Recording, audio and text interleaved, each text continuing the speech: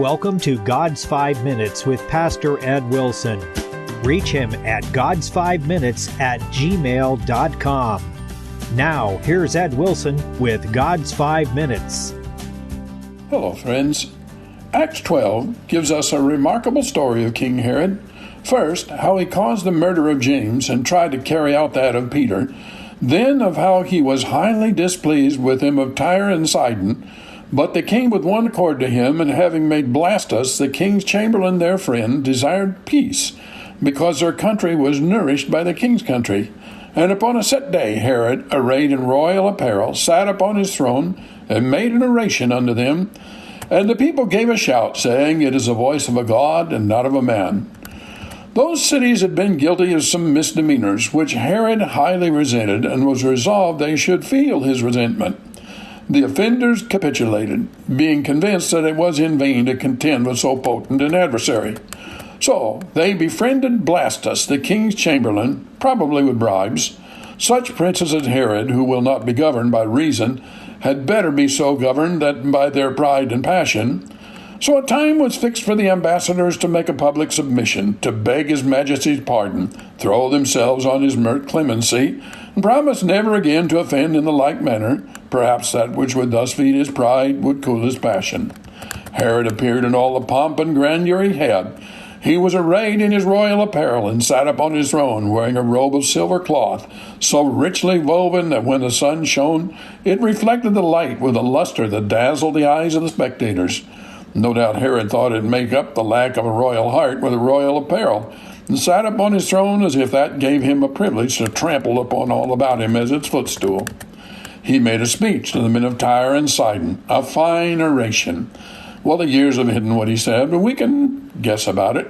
Probably, after he had exaggerated their fault and commended their submission, he concluded with an assurance that he would pass by their offense and receive them into his favor again, proud enough that he had it in his power whom he would to keep alive and whom he would to slay. And probably he kept them in suspense as to which it should be till he made this oration, that the act of grace might come to them with a more pleasing surprise.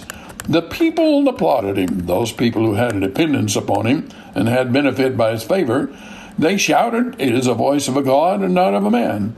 God is great and good, and they thought such was Herod's greatness in his apparel and throne, and such his goodness in forgiving him, that he was worthy to be called no less than a god, and perhaps his speech was delivered with such an air of majesty, and a mixture of clemency with it, as affected the hearers like that. Or it may be it was not from any real impression made upon their minds, or any higher good thoughts they had conceived of him, but however much they secretly despised him, they were resolved thus to cultivate his favor and strengthen the new-made peace between him and them. Those who will clothe themselves in the regal majesties of this world and play with the lives of those unable to withstand them, in order for their own aggrandizement, are an easy prey to flatterers, and so peace was made. But that's not the end of the story. God took a hand, and immediately the angel of the Lord smote him, because he gave not God the glory, and he was eaten of worms and gave up the ghost.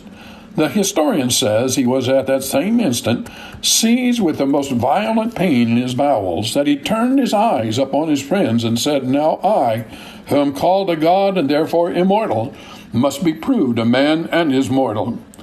His torture continued without the least abatement, and then he died when he had been king 7 years.